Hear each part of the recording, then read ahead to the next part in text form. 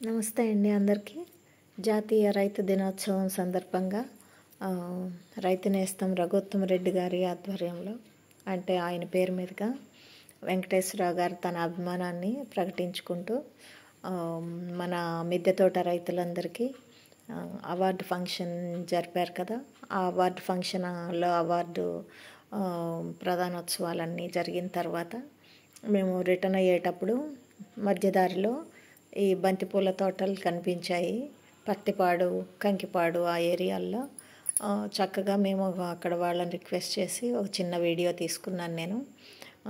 అయితే నేను ఇప్పుడు మీకు ఒక చక్కని కథ వివరిస్తాను చెట్ల గురించి, పర్యావరణాన్ని గురించి. ప్లీజ్ కొంచెం చివరి వరకు శ్రద్ధగా విని అందరూ పాటించడానికి ప్రయత్నిద్దాం. Thank you.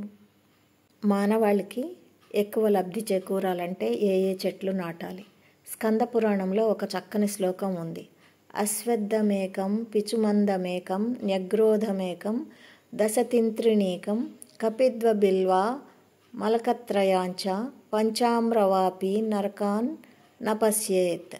అశ్వత్థ అంటే రావి, పిచుమంద అంటే నిమ్మ, న్యగ్రోధ అంటే మర్రి చెట్టు, తింత్రిణి అంటే చింత, కపిద్ద అంటే వెలగ, బిల్వ అంటే మారేడు, ఆమ్లక అంటే ఉసిరి, ఆమ్రాహ్ అంటే మామిడి, వాపి అంటే నువ్వి.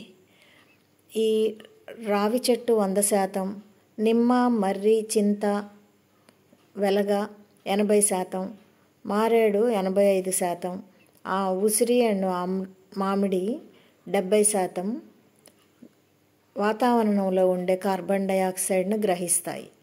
అందువల్ల వాతావరణంలో ఉన్న ఆక్సిజన్ లెవెల్స్ బ్యాలెన్స్తో ఉంటాయి. ఈ చెట్లను చెప్పిన సంఖ్యలో నాటి ఒక దిగుడు బావి నిర్మించి సంరక్షించిన వారు నరకం చూడవలసిన అవసరం ఉండదు. ప్రస్తుత కలుషిత వాతావరణమే నరకం అన్నమాట. ఈ నిజమైన విషయాలను పాటించకపోవడం వల్లే ఈరోజు వాతావరణంలో నరకాన్ని చూస్తున్నాం.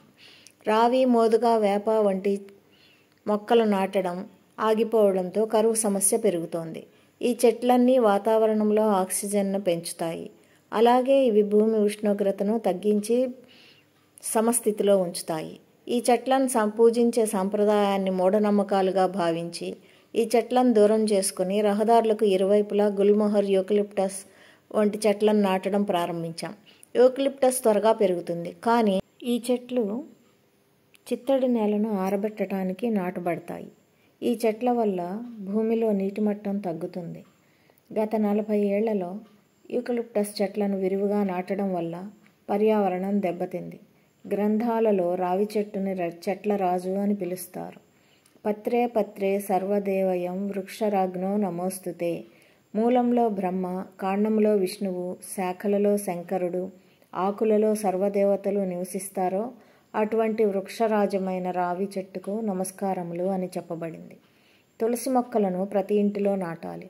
భవిష్యత్తులో మనకు సహజ ప్రాణవాయువు సమృద్ధిగా అందేలా ప్రచారం చేయవలసిన అవసరం ఉంది. రావి, మర్రి, మారేడు, వేప, ఉసిరి మరియు మామిడి మొక్కలు నాటడం ద్వారా రాబోయే తరానికి ఆరోగ్యకరమైన మరియు ప్రకాశవంతమైన పర్యావరణాన్ని అందించడానికి ప్రయత్నం చేద్దాం.